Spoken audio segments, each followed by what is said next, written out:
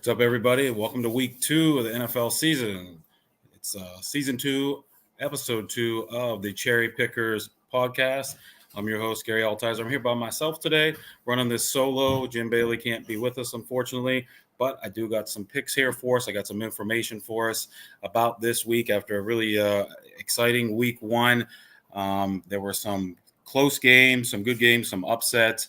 We were on the right side of some things and on the wrong side of some things, but that's the way it goes when it comes to betting on sports games, especially the NFL, which is the most efficient sport for the bookmakers in America. It's the toughest sport to beat, in other words.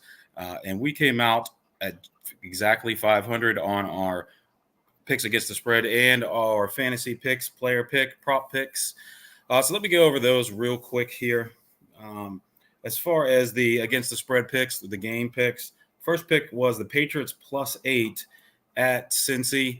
Patriots won outright. That was a great pick. I felt really good about that one because that was just too many points to be given up to a professional football team. The Bengals notorious for slow starts, and it didn't change this year. They started slow. They lost to a Patriots team that some have ranked as the worst team in the NFL. They lost outright, and they were given 8 points away. Now, I will say the Bengals got really unlucky. They had a touchdown taken off the board on 2 different occasions on the same drive. One was a catch that looked good and later got overturned. And then as they were running into the end zone on the same drive, the Patriots were able to punch the ball out and cause a fumble, which would have won both of those things would have won the Bengals the game, but we still would have covered either way. So that was a great pick. That Patriots defense is legitimate. Their offense is not very good. Their offensive line might be the worst in the NFL. It's probably not going to be a great season for the Patriots. Maybe they get to 6 or 7 wins, something like that if they're lucky. But they covered for us week 1. That's all that matters. We were able to get the win there. Patriots +8 were a win. The second game, man, talk about a bad beat. If you're new to sports betting and you don't know what a bad beat is, go to YouTube and search bad beat. There are some explanations on there. It just means things did not go your way. The team that you bet on didn't win or cover when they should have, and that's exactly what happened with this second game, which is the Tennessee Titans getting +4 against the Chicago Bears. The Titans were winning that game for 90-something% of that game. They were up 17-0 at one point and lost the game 24-17. And they did so without giving up an offensive point. Let me repeat that. They lost the game by a touchdown without giving up an offensive point. The Bears scored 3 field goals and 2 touchdowns. 1 touchdown on a block punt, another touchdown on a pick 6 through by Will Levis. That's a bad beat. Tennessee outplayed them so much that this is a kind of freaky occurrence that you would see it 1 out of 100 times. The Bears could not get anything going on offense at all whatsoever. That is the ugliest win that I have seen by an NFL team in a very long time. But Will Levis, I said last week, it's kind of unknown. Could he be Josh Allen Knight? He's a big guy with a big arm. And he's got some mobility. He's not as big as Josh Allen, not as strong as Josh Allen, not as mobile, but he's pretty mobile, pretty big, pretty strong. But, man, he looked horrible. After that game, I'm out on Will Levis. I don't know how a guy who had the entire offseason to prepare could play that bad, throwing that pick 6 at the worst time possible. And then there was they still had a chance to tie things up, and he missed a guy that was so wide open. He looked bored waiting in the end zone for the pass to come. That was a really bad beat. That should have been a win. I think we were on the right side of that. We were just on the wrong side of luck and on the wrong side of the way the ball bounces. To give up a special teams touchdown and a defensive touchdown in the same game almost never happens in the NFL. I'm talking maybe 1.5% of the time, if not less than 1%. So we just happened to be on the wrong side of that game, so we took a loss there. The next game was another one where I felt like it was a long shot, but I felt like we had a good chance, was taking the Cardinals +4 at Buffalo. And as I stated last week, the Cardinals were a really good team as far as over expectations. That roster that they had last season was terrible. They were really, really just down to guys that were on the street. They were bringing those kind of guys in to play on that team. And they kept it close with everybody in 2023. Almost everybody, they were not an easy out for anyone. Their head coach is a really smart guy. He's a young guy that's got a lot of new kind of ways of doing things, some good ideas, and he's a good motivator. And they were beating the Bills most of the game. They were up big for a while, only getting 4 means that, you're hoping for not, a tie game and then a late touchdown or something like that. When you play against Josh Allen in that Bills team, it's tough to cover. It's tough to stay within a touchdown when you are an underdog and when you are an inferiorly talented team, because they're so explosive and he is just so good, the second best quarterback in the NFL in all reality. And they were down, I think they were down 17 points as well. And it just doesn't matter when Josh Allen's there, because he's got such a big arm and he doesn't get afraid to take a chance. He's not afraid to take a chance. He's not afraid to go deep. He's not afraid to run the ball. He's not afraid to take a hit. And they didn't get worried. And that's the sign of a great team, is a team that gets down big and they still feel like they have a chance. And they fought back and won. They were the better team. Had 1 or 2 things gone the Cardinals' way, then, maybe they could have pulled that out or stayed within 4. They just weren't able to do it. They even had a chance late to come back and cut the lead or tie it up, and they just weren't able to do it. Man, it was a close one. We took a loss there. But the last game of the week is another one that I said I felt really great about, was the 49ers -4 playing the Jets. And that one went even better than I expected. That 49ers team just – they kind of did what they wanted to the Jets. The Jets, that game was never in doubt. The Jets scored first, but after that, that was it. Aaron Rodgers looked rusty. The one thing I talked about last week was not having chemistry with the guys he was throwing to, which was the case outside of Allen Lazard. Allen Lazard, a guy he played with for years in Green Bay. Lazard did catch a touchdown pass from Rodgers. He was the one guy that kind of you could see had some chemistry and had some reps with Rodgers that made Rodgers feel comfortable. Other than that, though, Rodgers looked kind of off a little bit. He still played a pretty good game, but the 49ers offense just dominated. I mean, they did whatever they wanted. They ran to whatever side they wanted. They basically dictated the offense to do whatever they felt like doing. And it worked. Whatever side they felt like running to, they ran that way. And they scored on 8 straight drives. Talk about making the defense feel inferior, making the defense just kind of second guess themselves. I mean, after the 5th and 6th straight drive where they're giving up a field goal or something, or a touchdown, it's got to be deflating. 49ers were just clicking on all cylinders. Brock Purdy looks like he took a step. I'll tell you, he just looks like he's getting better and better. And the score should have been worse. Brandon Ayuk dropped a touchdown pass, a really amazing pass in the corner of the end zone. Yeah, Ayuk had to stretch out for it, but when it hits you in the hands and you are now one of the highest paid players in the league, one of the highest paid wide receivers ever to play the game, you got to make that catch. I don't know if anybody saw the clips from Eli and Peyton Manning, where Peyton Manning was in that Manning cast on Monday night, and he's like, you got to make that catch. Get to training camp, get the reps in with your quarterback, and make that catch. 49ers had to settle for a field goal there. It could have been even worse.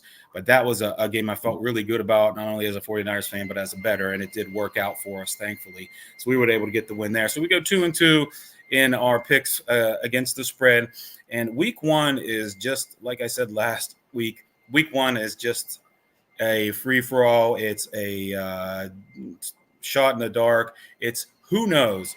Teams that you think are going to be good aren't always good, and the teams that you think are going to be bad aren't always bad. And the players that you think are going to have a breakout year, it doesn't work, or it does work, or who knows week 1. You have guys who play well, you think they're going to do well all year, and they end up not doing well. It just happened to have a good matchup week 1.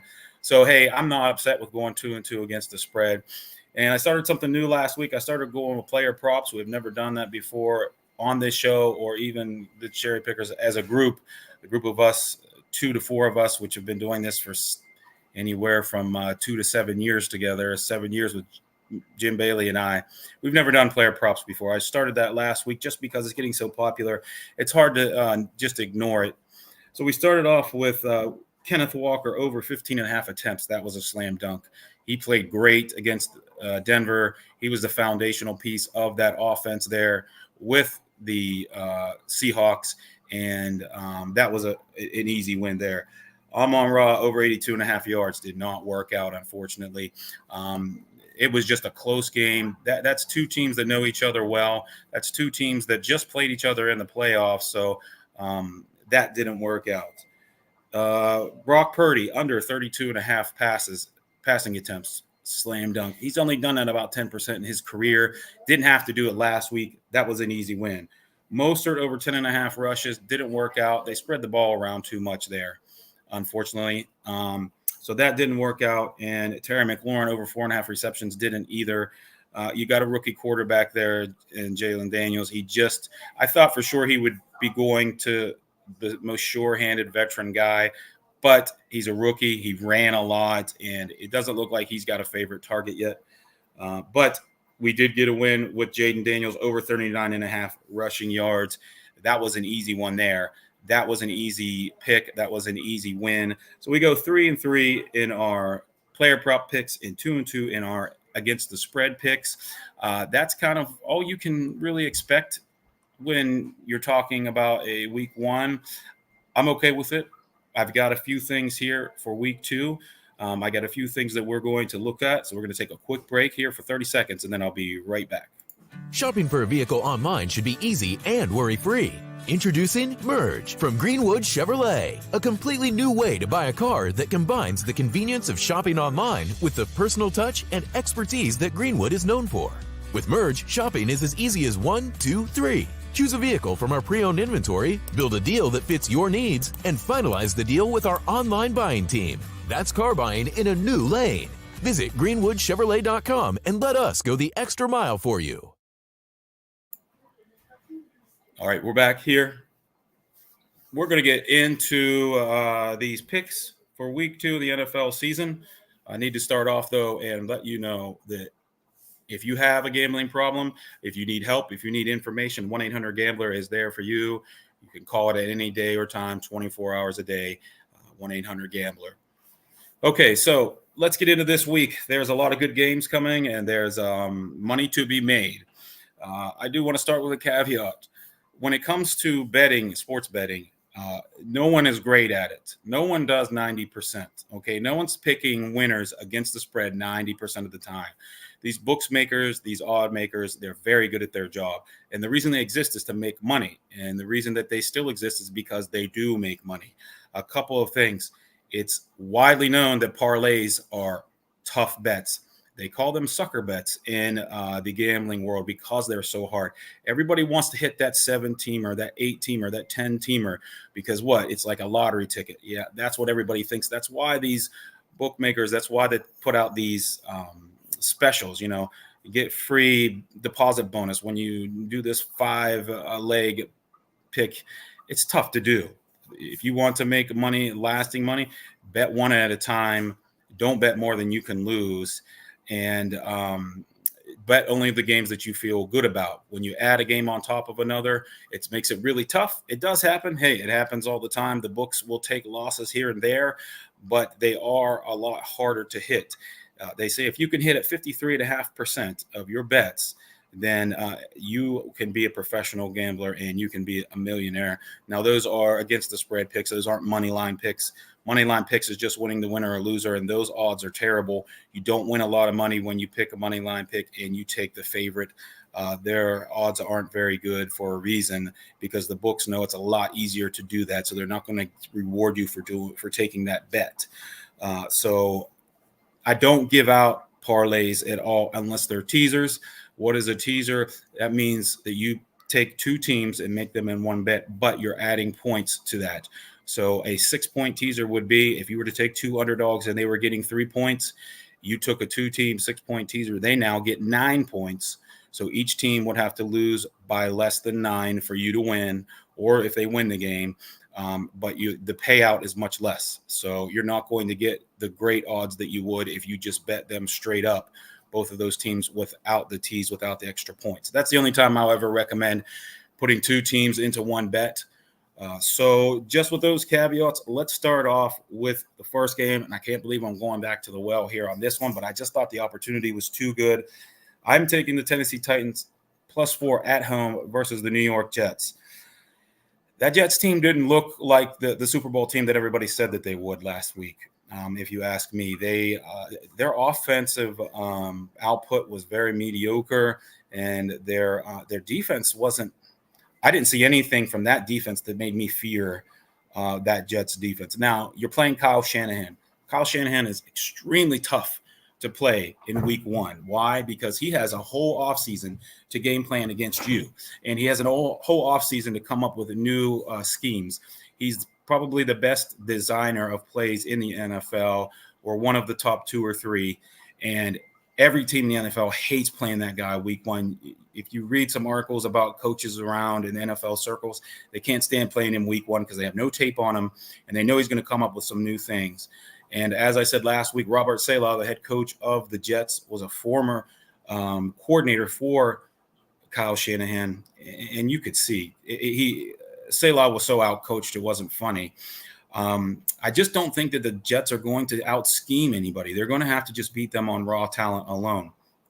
Now, the Titans did have some bright spots. They ran the ball well. Their defense played well. The defense didn't give up a single point.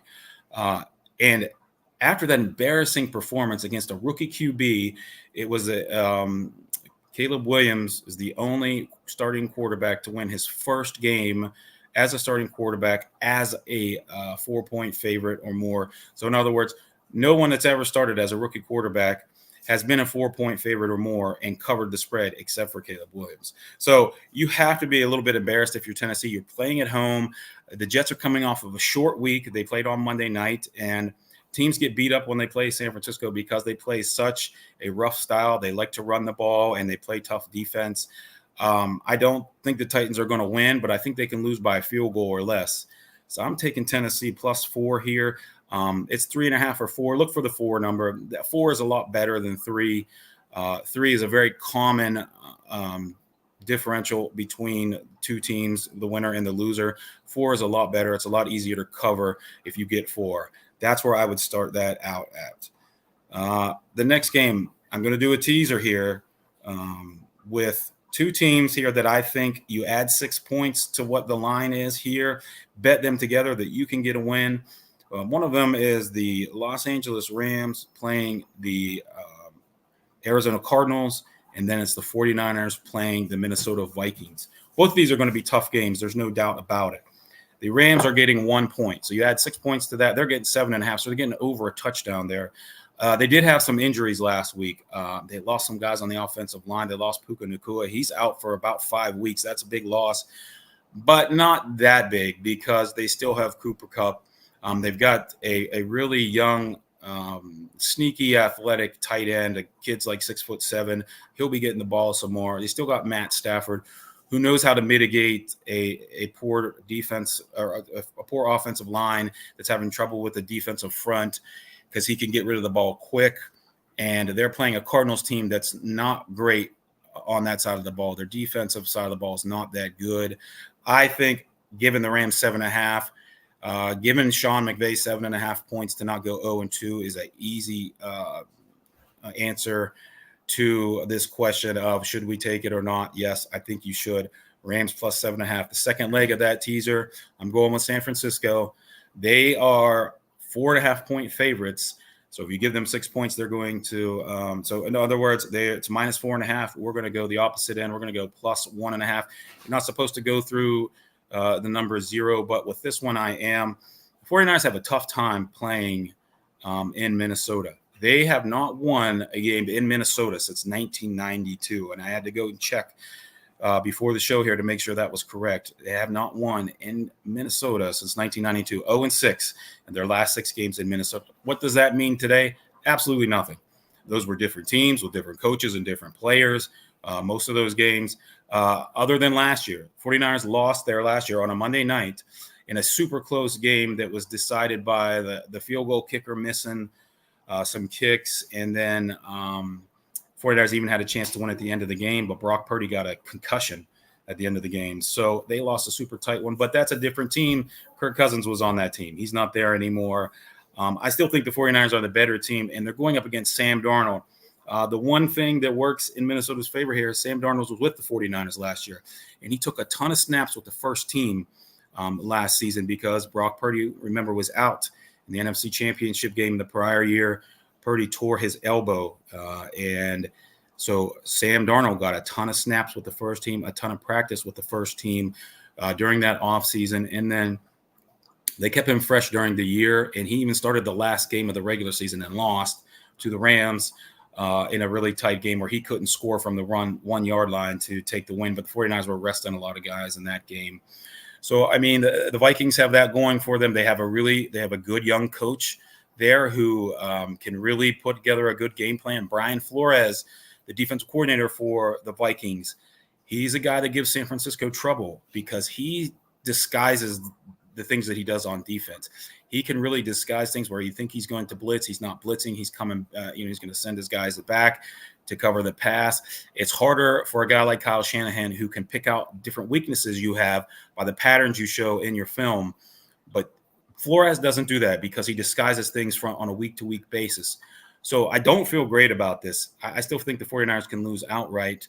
But I think them getting 1.5, they are the better team. They have the better roster. They came out healthy in week 1. That's my second pick. The Rams plus 7.5 and the 49ers plus 1.5 in a 6-point teaser.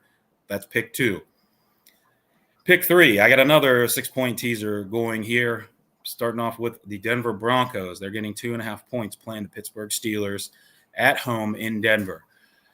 Pittsburgh looked good. They looked like Pittsburgh last week. They played the most Steelers game that I could have imagined. Justin Fields started at quarterback because Russell Wilson was out hurt. He's still out, so Fields is going to go again. But Arthur Smith, the new offensive coordinator for Pittsburgh, did a great job. He had a good game plan. He didn't let Fields take any chances across the middle of the field. He said after the game that he was trying to stay away from Jesse Bates. Jesse Bates, according to him, is the Falcons' T.J. Watt. We saw what T.J. Watt did to that offensive line for Atlanta. He absolutely wrecked that offensive line. And Arthur Smith was trying to mitigate Jesse Bates and his impact on the passing game by just not letting Fields go there. If you saw, all Fields' passes were along the sidelines, and he even had one called back, a really perfect pass they called offensive interference on that I thought was a shaky call. I don't know if I consider that pass interference, but hey, it's up to the officials' interpretation. So they even pulled that back. He just played an efficient game. He didn't mess up anything for him, and he let him down to kick field goals. On the defensive side of the ball, T.J. Watt just absolutely destroyed that side of the offensive line to such a degree that they could not get anything going on offense there in Atlanta. So why am I taking the Broncos? Well, they're getting 2.5 already. You add 6 to that, that's 8.5 points. I don't think the Steelers are going to blow anybody out. The odds makers probably agree. But if you talk to the Sharps, listen to the Sharps. Who are the Sharps? Those are the guys that make big money doing this. They're the guys who think that Pittsburgh's just not going to blow anybody out. They're going to keep games close just because they don't have a high-powered offense. They've got a philosophy there where they're going to play good defense. They're going to try to control the clock, run the ball, and if they got to kick field goals, they will.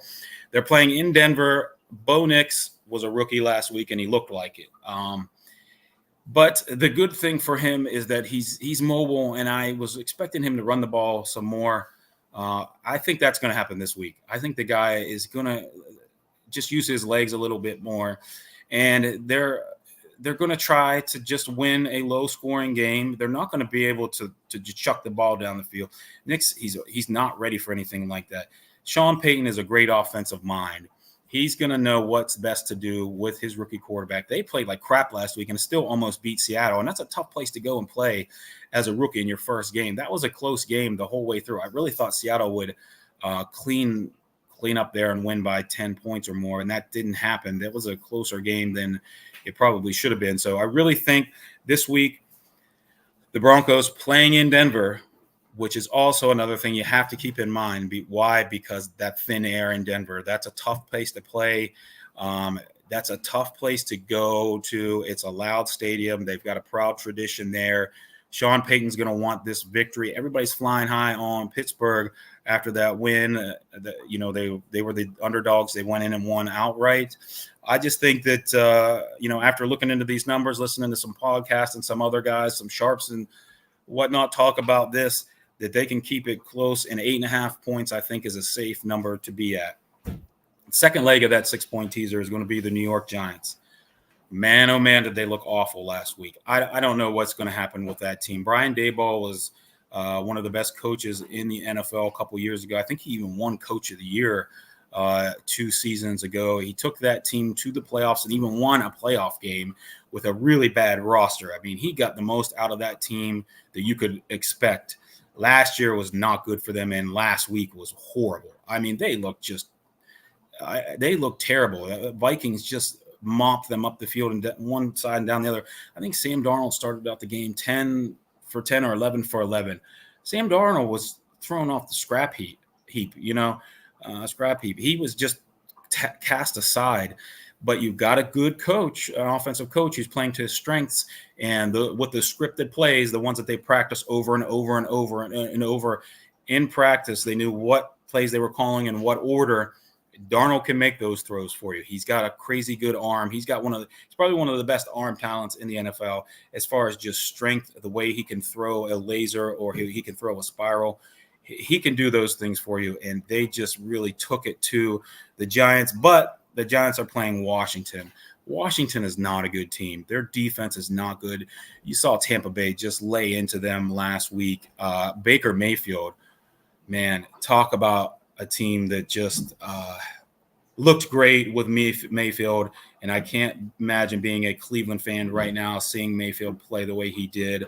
That Washington team's not good, and the Giants do own Washington. They always seem to play well against Washington. They always seem to do things right, do the things that they need to do. They just have their number. They have Washington's number, and I just think it's going to be better today for them. They're getting 1.5 points. Why not bump that up to 7.5 points? So you got over a touchdown in both games. The Giants plus 7.5, the Broncos plus 8.5. That's the third pick of the week in a 6-point tease. Lock it in. The last one here, this is one I wasn't really feeling great about, but I do think the favorite in this game is a little bit overvalued here. I'm going with Atlanta plus 6.5 at Philly. That game that they played in Brazil, I don't know what the NFL's thinking. The stadium wasn't sold out. The people that were at the game, I think there was only like 40,000 people there, and they were cheering for punts and kickoffs. And I'm not sure that most of them people there even knew much about the NFL. I know the NFL is just trying to introduce the league to other areas of the world and trying to grow their market share. But it wasn't a great vibe there. It was on a Friday night, which, if you guys don't know, the United States outlawed NFL games on Friday nights from the second week in September on. So the NFL found a loophole because it wasn't technically the second week in September, the week that they started, which is usually the way it falls. So they were able to play it on a Friday night. The field was terrible. I don't know how half of those guys didn't come out with injuries. You just were slipping all over the place. It was soaked. I don't know. That Philly team, they look pretty good. Don't get me wrong. They still got a good offensive line. Jalen Hurts will still get the job done, but I don't feel like they look the same. They won a game in weird circumstances against a team whose quarterback, he got hurt at the end of the game.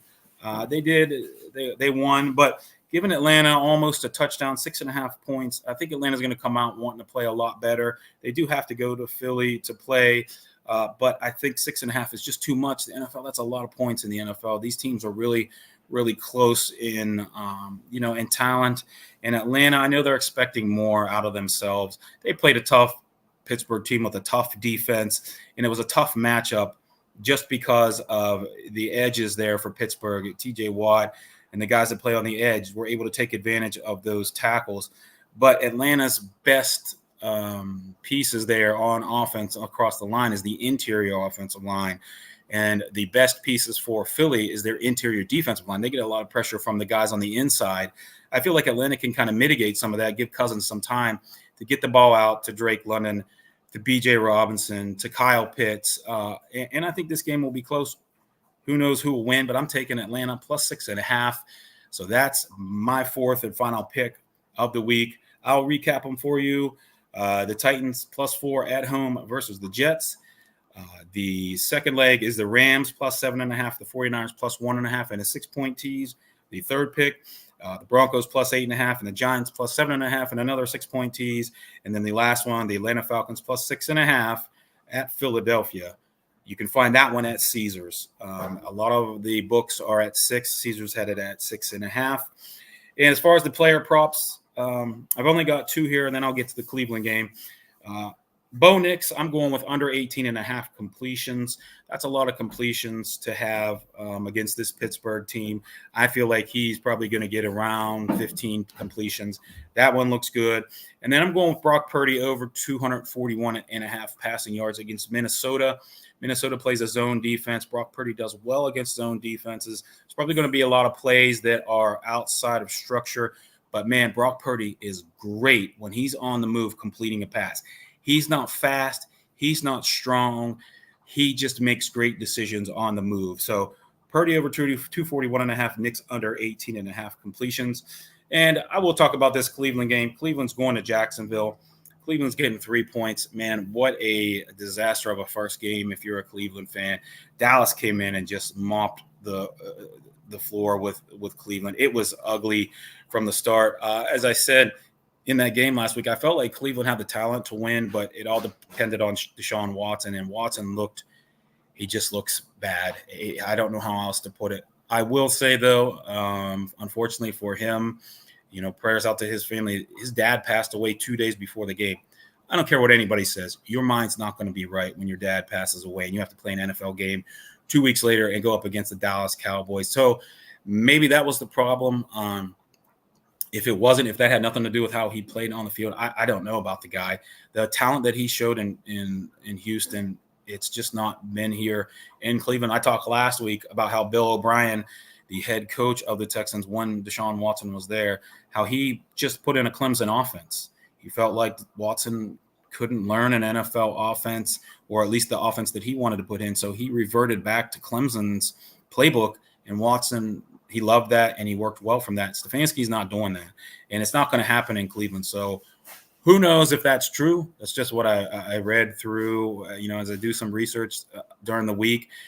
The guy has got the arm talent. He's looked so good in his career. I just can't believe he's fallen off this far.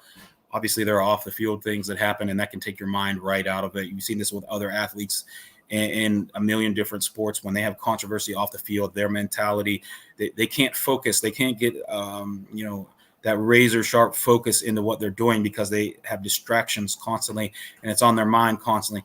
And new allegations came out against Watson last week, right before the game. He had to deal with that. He had to deal with his dad passing away.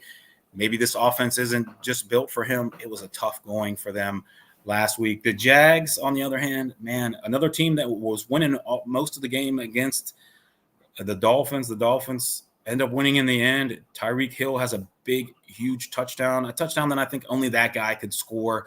He's so tough to go up against. He's just tough to game plan against. The guy got arrested an hour before the game and still comes in and makes an impact, ends up winning the Dolphins the game. The Jags, I think, outplayed them. This is going to be in Jacksonville. It's going to be hot. It's going to be a team in Jacksonville they got a good coach. They've got a good quarterback. They've got some skill positions. I feel like even though that Cleveland offense is really good, here's a stat for you, 2 stats for you. Cleveland offense, number 1 in the NFL on third down in 2023. Number 32 in the red zone. If you got into the red zone against the Browns last season, you scored. I don't know how you could be so two polar opposites where you can hardly get past third down with this team and move the chains. But if you get into the red zone, you're scoring. Just a weird team with the talent that they have. I don't know why they're not any better. But again, it starts and stops with Deshaun Watson. If he can put things together, they're getting 3 points. They could not only cover but win. The Sharps are on Jacksonville -3. The podcast I've listened to, books or articles I've read about the books and who's placing bets, they're taking Jacksonville +3. The cash, or let's say there's $1 million bet on this game. Okay, 69% of the cash, 690,000, is on Jacksonville, but 69% of the tickets sold are on Cleveland. So when that doesn't mesh, that tells me that the public, Joe Q public, is betting on Cleveland, but the guys with the money are betting on Jacksonville. Do with that information as you will, but that'll do it for us here for week 2 of the Cherry Pickers. We're going to come back every week. I'm going to try to go at noon every Sunday, and I'm going to also try to start getting in some Wednesday episodes. Remember, these picks here are just mine. The official picks are system picks, which is a system of numbers that are entered in that will be put together with 4 weeks of information, and we'll spit out winners against the spread for us. That starts in week 5. So these picks are just mine right now. We'll come into some official picks in week 5, and I'm hoping to start that week with a Wednesday episode so that we can get the lines before they move. So if I can get the numbers entered in early, we can get picks early, maybe even on a Tuesday night, because if I can get my stats entered in early on a Tuesday, get them entered in, and then get the numbers spit out before the lines have changed, before those sharp bettors go in, throw $1 million on, hey, we see the inefficiency here. They've got Dallas given 4 points to Philly. We feel like Philly is only 2 points worse. We're going to throw $1 million on that game. The book goes, whoa, this guy has a history of winning. We're going to reel that back. And now we're only going to give, Philly 3 points. And then as the week goes on, they only give them 2 and 2.5 points or 2 points. So if you wait till Sunday, you only get 2 points if you're betting on Philly. Whereas if you bet on Tuesday, you get 4. That's what I'm going to try to do, is get these numbers out to you guys early when the system picks come in. I'll do that on a Tuesday or Wednesday. Then I'll still come back Sunday, talk about some things, see if there's been any changes, and go from there. One last time, I just have to say, if you feel like you have a gambling problem or you need help, 1-800-GAMBLER is there for you. Don't bet any more than you can afford to lose. Have fun, and we'll see you next week. Thanks for tuning in, guys.